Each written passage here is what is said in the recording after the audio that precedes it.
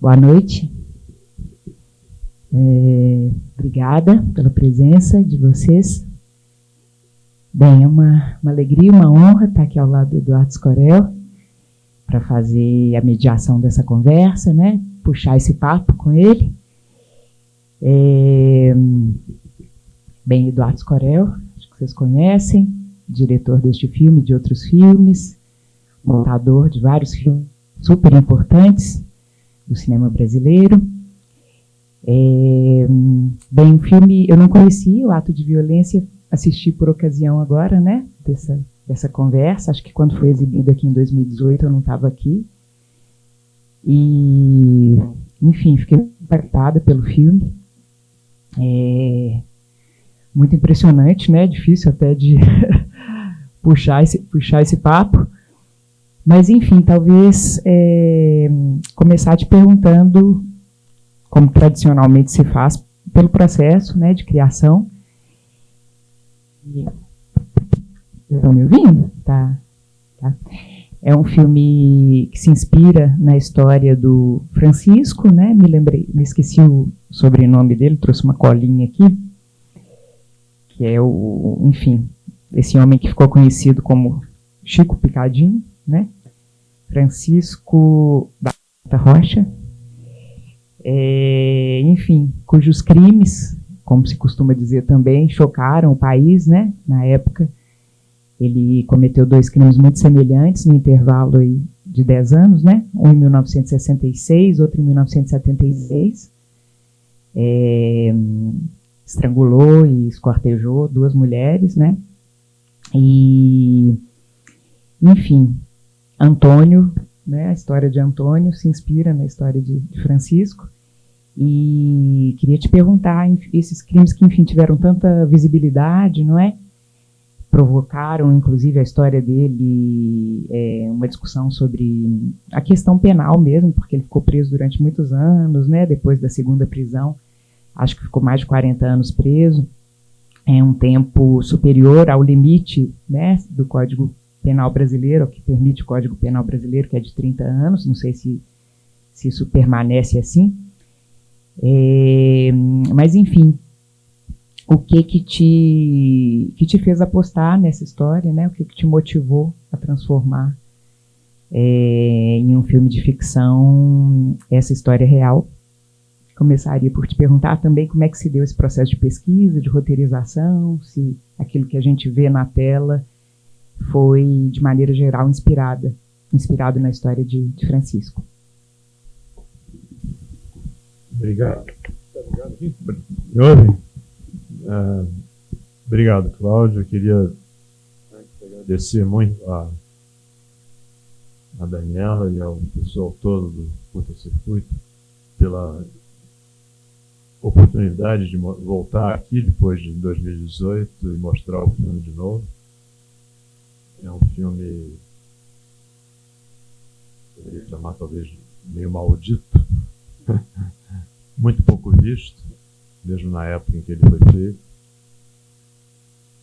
Mas, então, essas oportunidades são muito preciosas. A sessão de 2018, com a presença do Nuno, inclusive, foi muito marcante, assim. O filme não era exibido há muito tempo, né?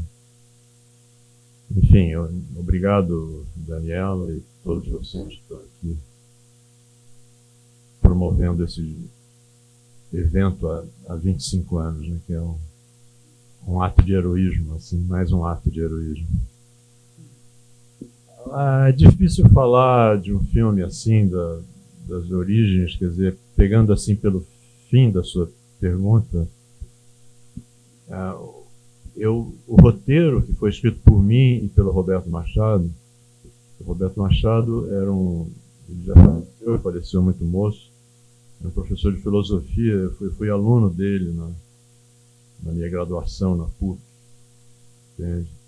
E na época em que estava começando a divulgar mais a obra do Foucault no Brasil. E eu estava, então, portanto, atento a certas questões que eu acho que o filme levanta e que tem a ver com o Vigiar e Punir, com a obra do Foucault, graças ao Roberto, entende? E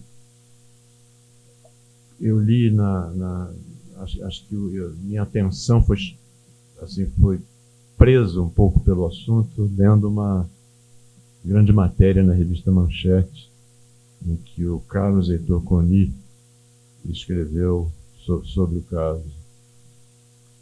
A coincidência desses fatores, além de uma questão mais geral do contexto político brasileiro, né? Eu comecei a trabalhar nesse projeto, acho que um pouco antes no fim da década de 70 ainda, acho que 78 ou 79, e naquele momento, 79, agosto de 79, é o ano da chamada Lei da Anistia, né? Voltou o Berlim. Então, havia naquele momento, assim, eu diria, não propriamente o início, mas já havia uma perspectiva de mudança no contexto político da ditadura, né? A ditadura veio acabar em 85, né? E durante os anos da ditadura, a questão do aparelho, digamos, da disciplina social e do aparelho social repressivo e das prisões estava muito voltado para o foco político, né?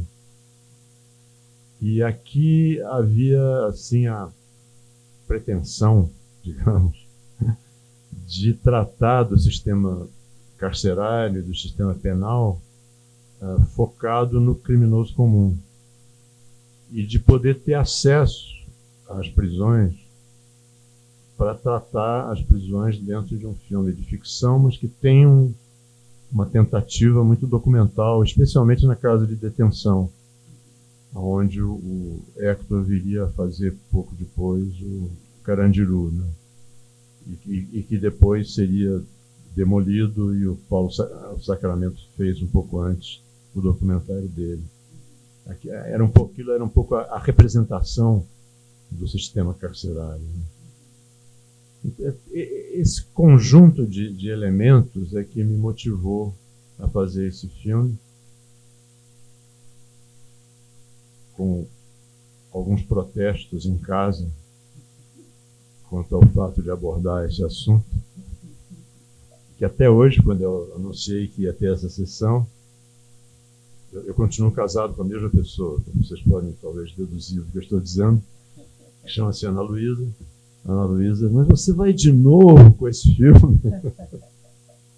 Esse filme é terrível, é muito violento. Eu falei, não, eu vou lá, faz uma sessão do filme. Esse filme eu não deixo de ir, não. Eu não gosto de assistir o filme, especialmente com plateia, mas mas vir e conversar sobre o filme, especialmente com você, eu acho ótimo.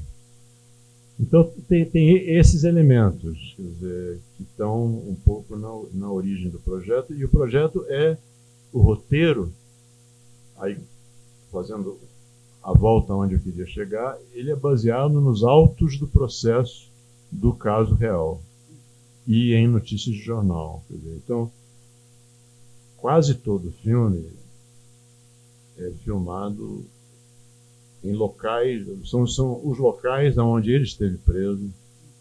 A penitenciária, ele estava na penitenciária do Estado quando nós filmamos lá em São Paulo. Ele nos viu filmando. Não sei se ele sabia o que era naquele momento, mas ele estava lá, entende? Ele tinha estado antes na detenção, ele foi para Bauru, onde tem a sequência no presídio. Então, não diria que os locais, assim, o apartamento não é o mesmo, mas é no mesmo bairro onde o primeiro crime aconteceu.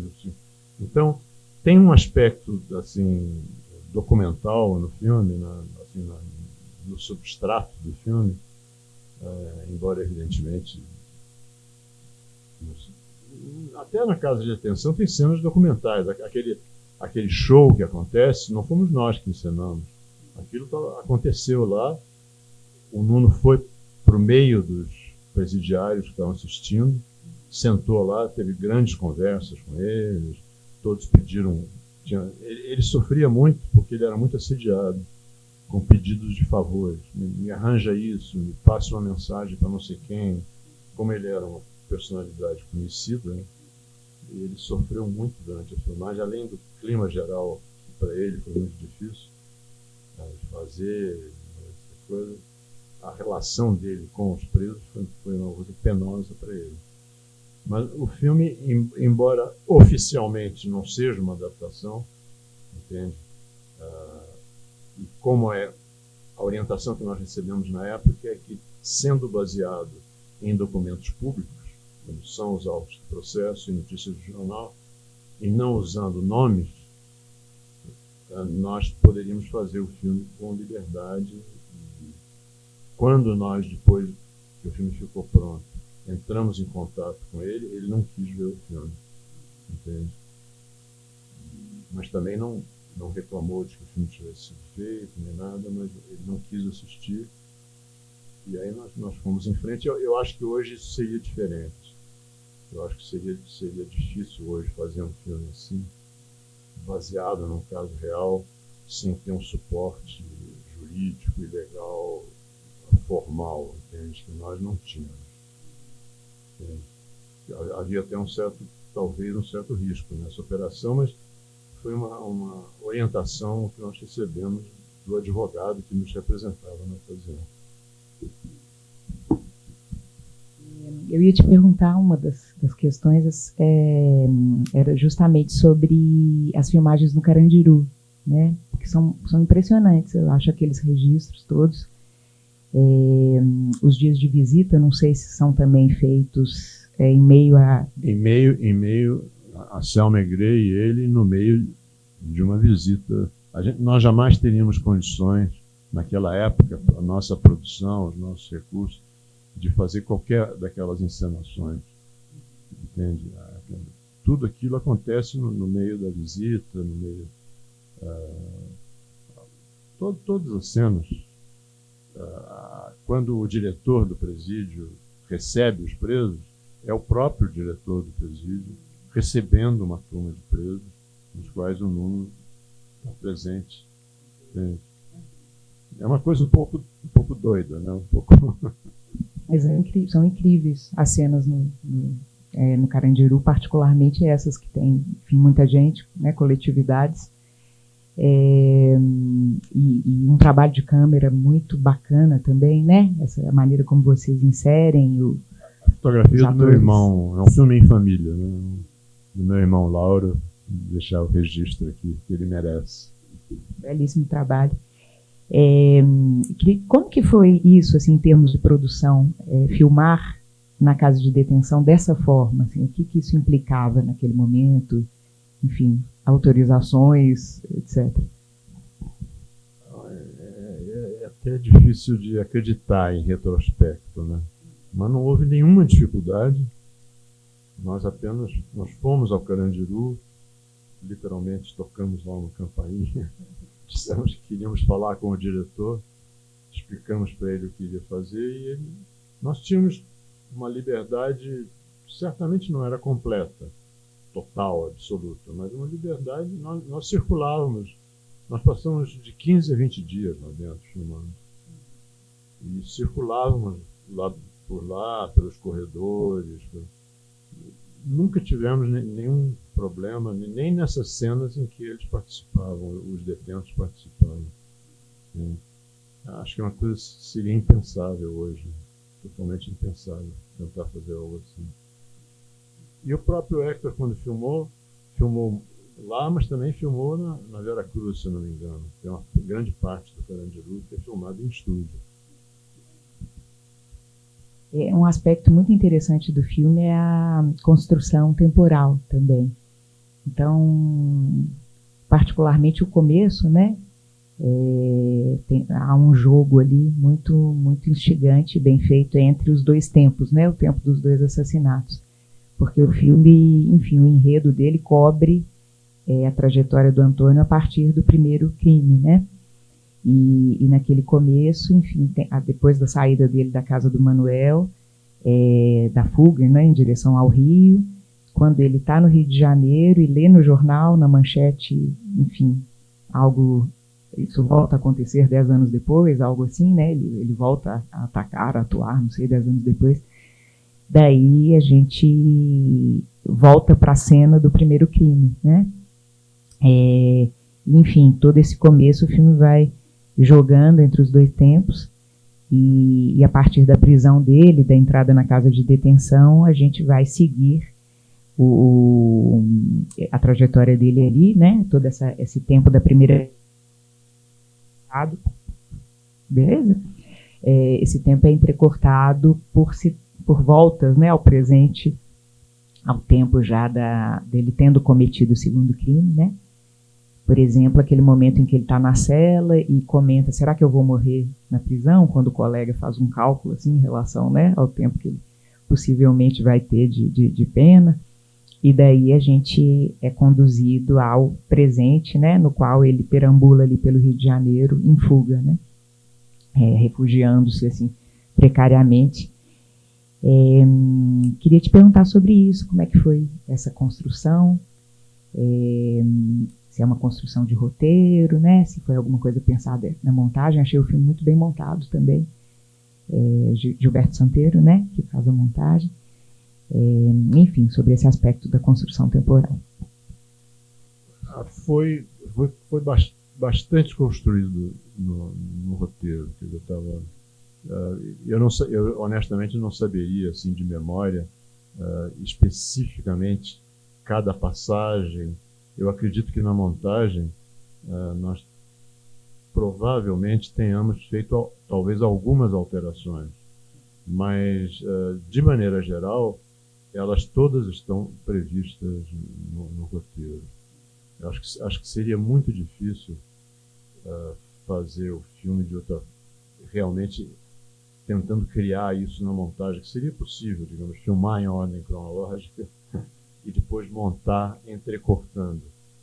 Seria uma montagem mais difícil de fazer. Acho que seria possível, mas acho que seria uma montagem mais difícil de fazer.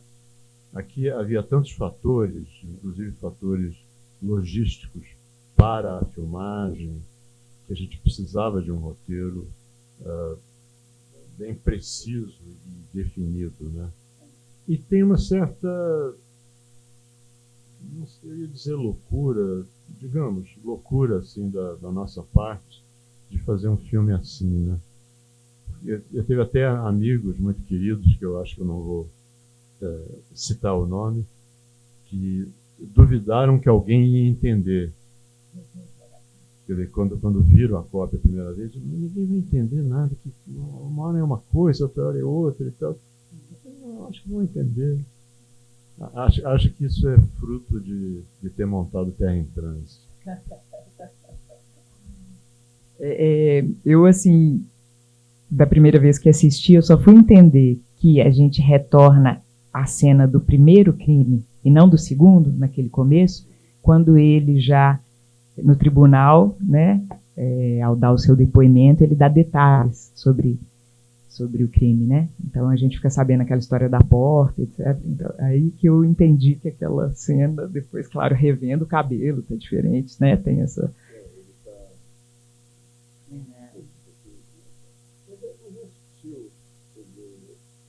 Eu acho que isso... Eu ninguém entendeu. Parece que não é mais do que isso, né? Tem um filme aí também. Ah, o microfone, você está falando. Hoje, eu estava dizendo que hoje em dia entender os filmes parece que não é mais um requisito. Tem um filme passando aí, que acabou de estrear, que há uma perplexidade geral em relação ao filme brasileiro, né? E que as pessoas perguntam, não, mas não entendi. E de fato o filme é difícil de entender. É muito difícil de entender. Não sei se você sabe de que filme eu estou falando, mas... Eu estou falando do Agente Secreto, o filme do Kleber. As pessoas perguntam, mas quem é o agente secreto? Começa por aí. Quem é o agente secreto? Ninguém sabe quem é o agente secreto. Há uma discussão na internet, as pessoas... o agente secreto é por isso, é por aquilo. E o filme... Agora, eu não digo isso necessariamente como crítica ao Kleber, não. Eu acho que ele fez assim de maneira intencional, deliberada. Acho que é uma aposta muito arriscada da parte dele e acho que ele ganhou a aposta, porque o filme é um sucesso de crítica e de público no Brasil também, embora esteja em cartaz há uma semana, está fazendo, hoje é quinta, né? Hoje é o primeiro dia da segunda semana, mas o primeiro fim de semana foi em primeiro lugar, o filme que teve maior média de público, lançado em 700 salas, mais do que o filme de terror, o filme de não sei o que, os filmes supostamente mais comerciais do que ele. Mas aqui, não estou querendo comparar o ato de violência absolutamente com o Agente Secreto, não se trata disso, mas eu acho que havia uma certa inconsciência da minha parte, eu acho, da dificuldade que poderia representar esse jogo do tempo. Eu acho que eu achava que todo mundo ia entender tudo, desde o início. E como você bem, acabou de explicar, nem todo mundo entende tudo desde o início. Mas eu acho que a pessoa tendo paciência ali de ficar...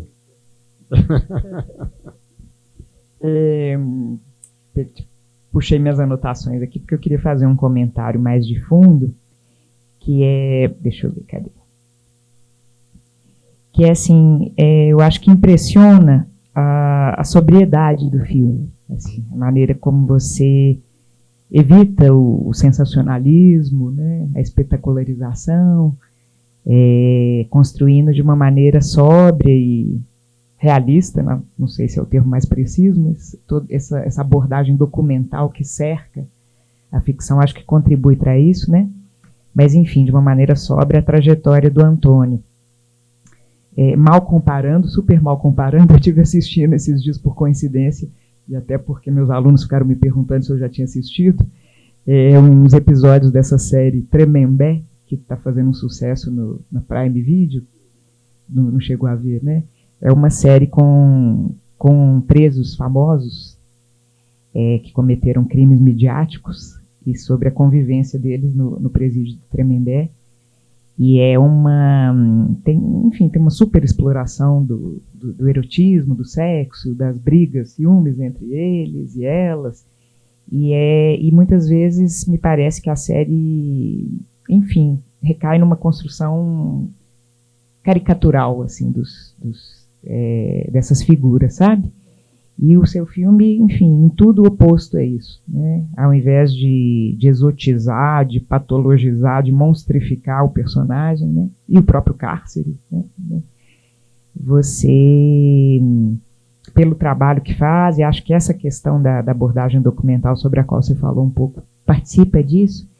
Seu trabalho é muito mais de situar essa trajetória assim, enfim, isso que aconteceu, né, na espessura de uma vida, inclusive a vida que ele passa na prisão, né, num certo lugar, num certo momento histórico, num certo horizonte vivencial que vai se mostrando a partir, muitas vezes, dos detalhes, né, daquilo que está presente, que é vivido nas cenas, que é dito também nesses testemunhos, nesses depoimentos, né, na prisão. Enfim, esse quadro, né, social e humano que, contudo, não determina nem explica também de maneira direta os crimes que ele cometeu, né? Então resta essa espécie de perplexidade mesmo, né? De falta de resposta, como a gente encontra nas falas finais dele, que diz, não sei o que fiz, por que fiz, né? E é isso, te pediria para comentar isso.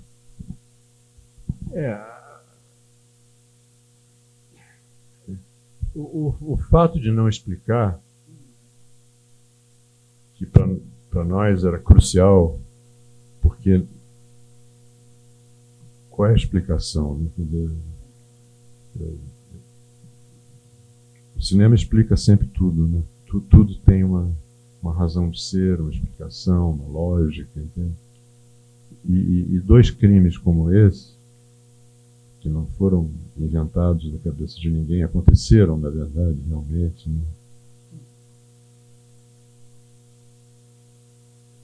Isso foi outra razão que me atraiu muito para o projeto. E essa que você chamou de sobriedade, quer dizer, me dá muito prazer ouvir isso, porque ela foi muito, assim, procurada e construída. Eu hoje em dia, em retrospecto, entendo que é uma das principais razões pelo fato do filme não ter tido praticamente uma carreira comercial. Entende? Quer dizer, eu acho que a falta de explicação e a sobriedade somados tornaram o filme meio assim aberrante, digamos assim, num momento em que até o cinema brasileiro estava indo numa outra direção muito diferente, né? Quer dizer, por um lado, eu acho que é o ano de um dos filmes de sucesso do Jabor, não sei se é o Eu Te Amo ou o seguinte, entende? E, de novo, comparando com Carandiru, quer dizer, são duas perspectivas completamente diferentes, e o Carandiru foi um sucesso, inclusive, comercial, entende? Mas tem aspectos, eu acho, o falecido Hector me perdoe, mas extremamente caricaturais na maneira de retratar os personagens, na maneira de coisa que sim, nós aqui tentamos evitar isso ao máximo. É culpa do Bresson. Por outro lado, assim, se não tem resposta, não tem explicação, né? Não é indiferente o fato de que ele mata duas mulheres, né? Mulheres prostitutas, né? E então te perguntaria assim, se essa questão da violência de gênero, da violência contra a mulher, não à toa Ana Luísa te fala, lá vai você falar sobre esse filme violento. Enfim, se esse era um tema que vocês discutiram, que de algum modo na cobertura da imprensa também aparecia, tinha ênfase. Pode ser difícil de acreditar, mas não era uma questão assim que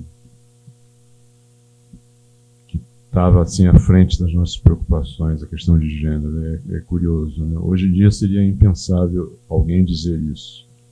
Quer dizer, se eu estivesse fazendo esse filme agora, essa questão estaria assim na linha de frente, né? Mas estamos falando de quantos anos? 45? 45 anos atrás. É até difícil admitir isso, mas a verdade que eu me lembre, tanto eu e Roberto, por exemplo, o co-roteirista, como durante a realização do filme, essa questão não se colocou nesses termos como se colocaria hoje, de uma maneira gritante, né? Se colocaria. Trataria em primeiro plano essa questão, talvez, desde a concepção até do projeto. Entende? Mas não. É muito tempo. Eu até acho que é outra pessoa que fez, entendeu? Eu tenho uma perspectiva assim de que não fui eu que fiz, entendeu? Porque é uma sensação que eu tenho em relação a coisas acontecidas na década de 60, por exemplo. Tenho muita essa sensação que é um homônimo meu. Não sou eu. Te perguntar mais uma coisa, assim, antes de passar, para as pessoas também fazerem, né, seus comentários e perguntas. Você falou sobre Bresson, Culpa do Bresson, né? Como que foi esse trabalho com os atores? Assim, como que o Nuno, enfim, os demais, que orientações seguiram? Se houve um trabalho? O caso mais assim, curioso é o fato do Nuno estar fazendo esse papel. E foi uma espécie de intuição minha, assim, não me lembro se alguém fez algum comentário assim que me sugeriu que o Nuno poderia fazer, mas uma intuição de que ele, apesar de ser conhecido até hoje por um outro gênero de personagem, pudesse fazer isso. E ele aceitou esse desafio. Foi uma filmagem muito penosa para ele, porque a filmagem foi muito extensa, foi feita ao longo de 3 meses, entende? E tem filmagens em São Paulo, no Rio de Janeiro, em Caxias, em Bauru, uma coisa que hoje em dia você faz tudo para ter o menor número possível de locações, porque é complicado você deslocar uma equipe para esses lugares todos. Agora, o restante do elenco, a maioria, quer dizer, desde o Renato Consorte, a Selma Grey, o resto do elenco, que é bastante grande, inclusive, né? O trabalho foi um trabalho com o próprio Nuno, quer dizer, não demandava muita direção, não. Ele estava compenetrado e concentrado. E foi um trabalho. A relação diretor com os atores foi uma coisa mais ou menos dentro do previsto, digamos assim, tranquilo. Bem, acho que vou convidar vocês, caso queiram, a fazer questões, comentários. Queria agradecer, eu não fiz isso no começo, perdão pela indelicadeza, ao Curta Circuito e parabenizar pelos 25 anos de trabalho. Então vou aproveitar para parabenizar a Dani, parabenizar toda a equipe do Curta Circuito. A gente sabe como é difícil manter um projeto tanto tempo assim. Cláudio, Dani, principalmente. Legal aqui, prestigiando essa sessão. E queria dizer para o Eduardo que eu vim preparada para não gostar do filme, preparada por você, inclusive. Não recomendo. Ele não recomenda. Eu não recomendo para ninguém ver esse filme. Cara, eu achei um filme. Eu vim preparada para não gostar e adorei. Assim, achei um filme muito bonito.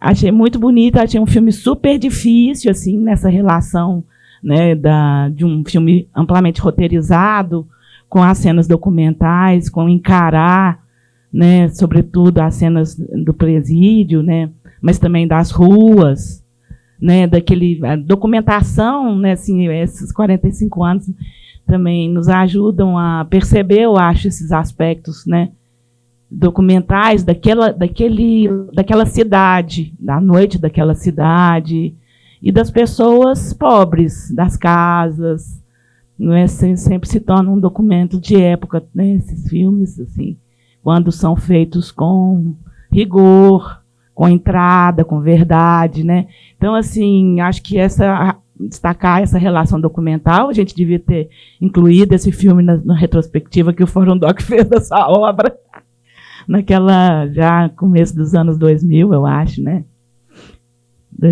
Primeira metade dos 2000, eu acho.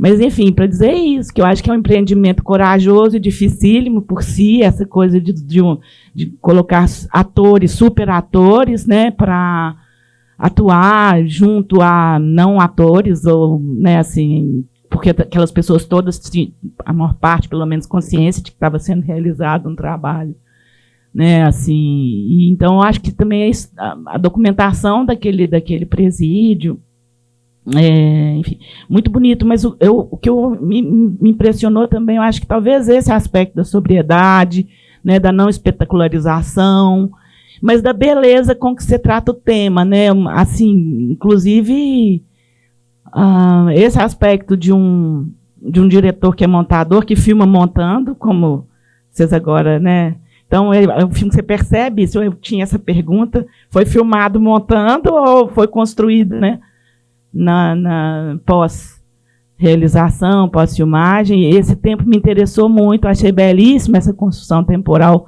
do personagem, né, que aliás está hiper bem, que puta ator, né, que grande ator que está o Nuno nesse trabalho maravilhoso dele, assim, provavelmente mesmo até a dificuldade, a pena de realizar tenha feito com que imprima, né, assim, se revele uma dimensão de ator do Nuno que achei impressionante, enfim.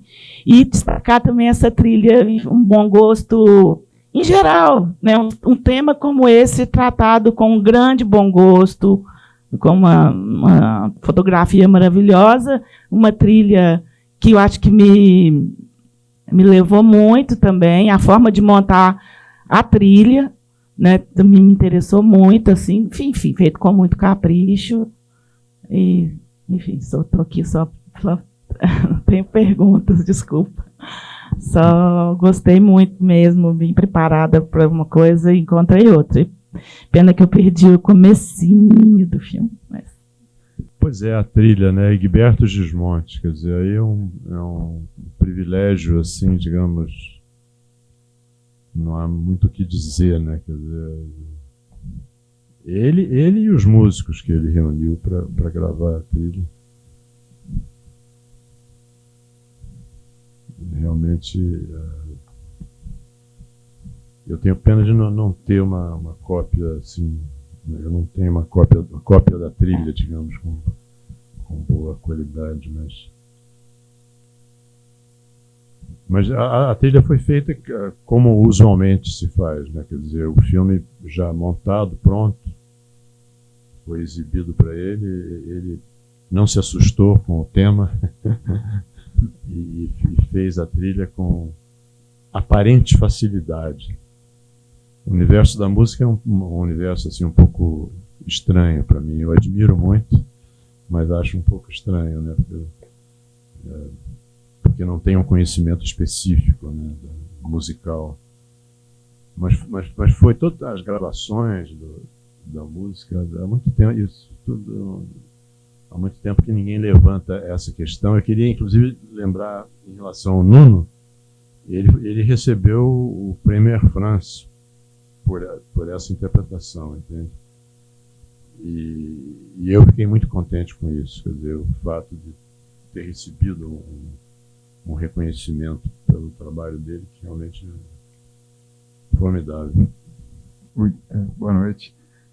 Parabenizar também o Conta Ser Curta, né? Lembro de exibições há 15 anos atrás, 20 anos atrás. Eduardo, tudo bem? Obrigado por estar aqui, falar do filme. Eu só conheci o Lição de Amor, acho que isso mostra, né, o seu trabalho na ficção também. Eu queria entender um pouco assim, no contexto da Embrafilme, né, como é que era para filmar ali, né? Você coloca, eu conheci esse filme em algumas cenas, na verdade. A cena do Pau de Arara me chamou muita atenção também. A cena final também, eu já tinha visto um trecho, né, coisas de aula de cinema, né, o professor mostra e tal.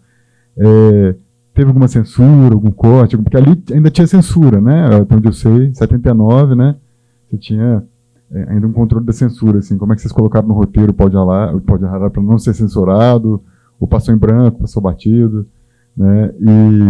E também perguntar, né? Acho que até onde eu conheço são dois longas de ficção, né? O Lição de Amor e esse. Como é que foi essa passagem, né? Para depois só pensar no documentário e falar um pouco mais dessa ideia, né? O que a ficção te ensinou. O Coutinho dizia que a ficção ensinou ele a fazer documentário, né? Então, se é isso para você também, obrigado.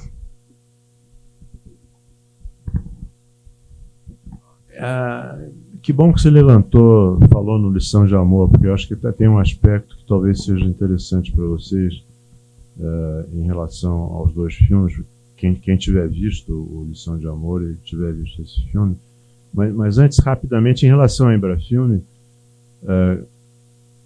não sei se curiosamente é a palavra certa, mas não houve nenhuma dificuldade com relação à Embrafilme. Um pouco porque eu tinha feito um filme anterior que tinha sido bem recebido e tal, isso facilitava, um pouco porque o produtor, o César Mêmulo, era um produtor conhecido de São Paulo.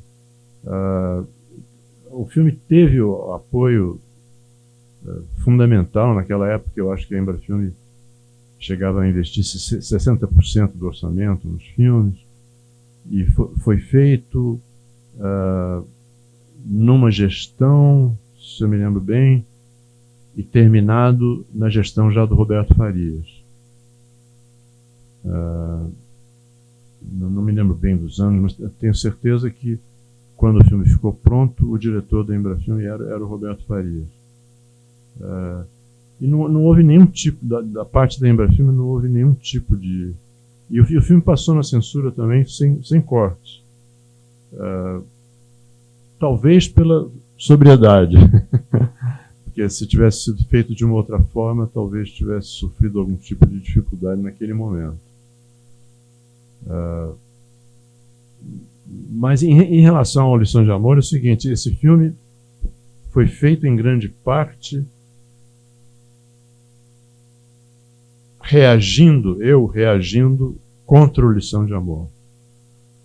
Porque o Lição de Amor foi um filme, a meu ver, elogiado pelas razões erradas, a meu ver. É um filme delicado, muito bonito, entende? E eu achava que, fazendo Lição de Amor, eu estava fazendo um filme sobre um processo pedagógico repressivo. Porque em 72, 73, quando eu comecei a pensar no Lição de Amor num período terrível no Brasil, quer dizer, início da década de 70, quer dizer, quando se comemorou 50 anos da Revolução, da Semana de Arte Moderna. Foi feita uma nova edição do livro do Mário de Andrade, no qual a Lição de Amor é baseado, Amor, Verbo Intransitivo, Amar, Verbo Intransitivo.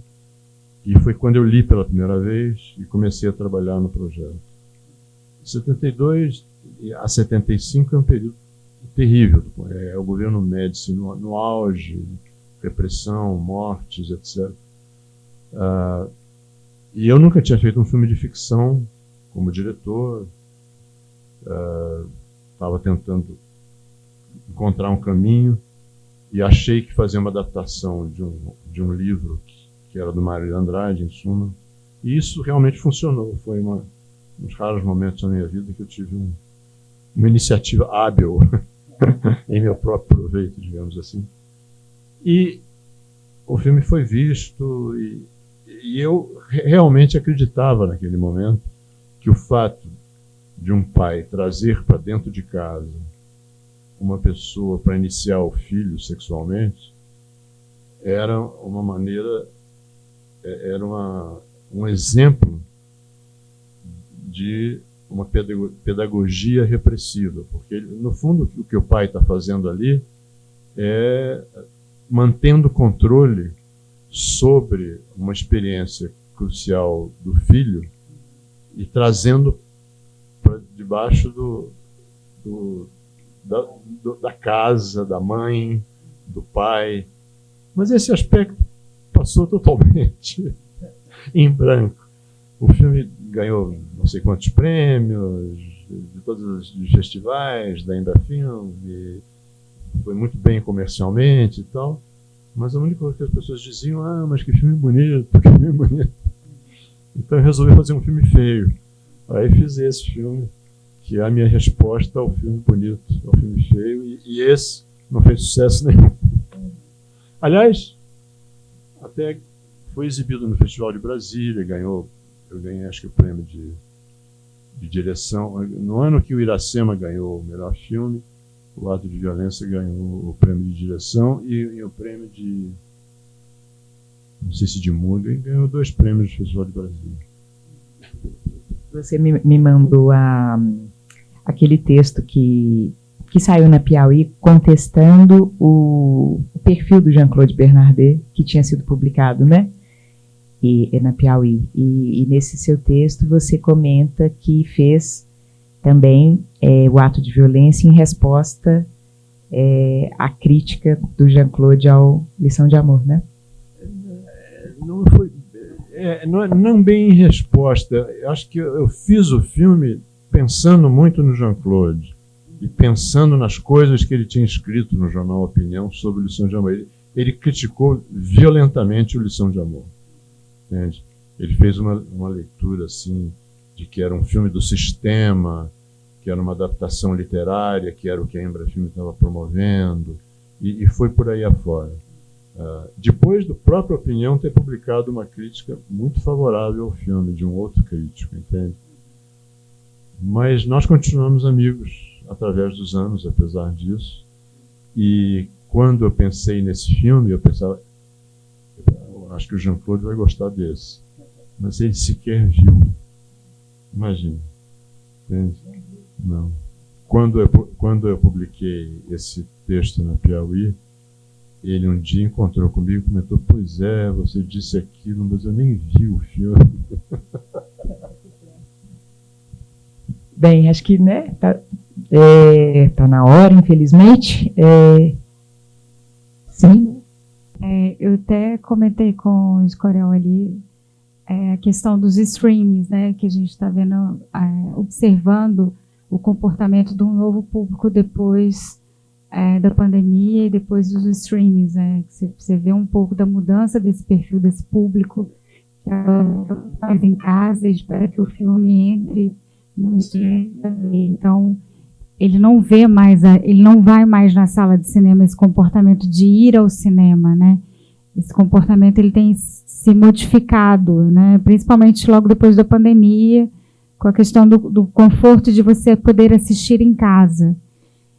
E há muitos anos a gente exibe uma filmografia que ela é muito importante, mas é uma filmografia que quase não tem acesso às pessoas. Então, a questão tem agora, ela falou do Tremembé, mas acho que o Netflix exibe esses crimes, true crimes que eles falam, já tem um bom tempo, né? Acho que desde o início, né? Ted Bundy, e agora, depois do Daniela Pérez, também é documentário, mas também tem ficção, né?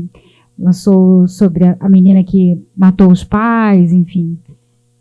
Mas eu gostaria muito de poder ver o teu filme nessa onda dos streamings também, porque eu acho que o streaming ele tem que ter filme de qualidade. Então, eu fico pensando, por exemplo, nessa carreira agora do filme. Assim, se vocês têm algum plano de colocar ele em algum tipo de plataforma, de disponibilizar ele de alguma forma de acesso, porque muita gente merece ver esse filme. Porque não é à toa que a gente colocou ele nos nossos 25 anos, porque a gente adora esse filme. E a gente queria muito e espera muito que um filme desse pudesse ter acesso à população também, para ter um filme de qualidade, não esses filmes que a gente está vendo, essas produções muito rasas, muito caricatas. Então, eu esperava e eu acredito muito que esses filmes, eles precisam ser vistos nessa nova geração que está tanto dentro de casa, no conforto do streaming. Então, se você chegou a pensar em algum momento disponibilizar essa filmografia ou licenciar a sua filmografia para alguma plataforma de streaming para que as pessoas tivessem acesso? Olha, Daniela, obrigado. Eu não pensei, mas por uma razão, a ideia é boa. Não sei se eles vão se interessar, mas a dificuldade aqui é a seguinte: o filme é um filme, digamos assim, eu ia dizer que não tem um pai, pelo seguinte, porque eu não sou produtor majoritário do filme. E o produtor majoritário do filme, que era a Lynx Filmes, que era do César Mêmulo, ele faleceu e a Lynx Filmes foi vendida para a Teleimage. A Teleimage comprou inclusive os direitos dos filmes produzidos pelo César Mêmulo, inclusive o Ato de Violência. Então, a Teleimage tem 80% do filme. Eles, até hoje, não tomaram nenhuma iniciativa em relação a esse filme, nem de exibir de nenhuma forma. Até para ser exibido hoje aqui, teve toda uma operação. Eu tinha um DCP comigo, entende? Eles não têm DCP, não tem cópia, não tem nada. As cópias que existem em película ainda existem, acho que algumas e o negativo estão na Cinemateca Brasileira. Mas se não fosse esse DCP que foi feito mais ou menos naquela ocasião, né, em 2018, eu acho, eu não sei nem se não foi feito por vocês mesmos o DCP, mas ele passou aqui e passou numa mostra que depois houve no Banco do Brasil, em São Paulo e no Rio, mais ou menos na mesma época. Eu até confundi as duas coisas conversando com o Cláudio. Ele ontem me esclareceu que eram duas coisas diferentes. Mas é uma ideia e eu posso até tomar umas iniciativas, apesar de só ter 20% do filme, mas sendo diretor eu vou pensar em tentar conseguir colocar em algum lugar. Boa ideia. Bem, muito obrida a vocês. Obrigado a vocês, viu? Obrigado, gente. Obrigado, Eduardo, pela sua generosidade. Obrigada, Curta Circuito, pela oportunidade de assistirmos e conversarmos. Boa noite.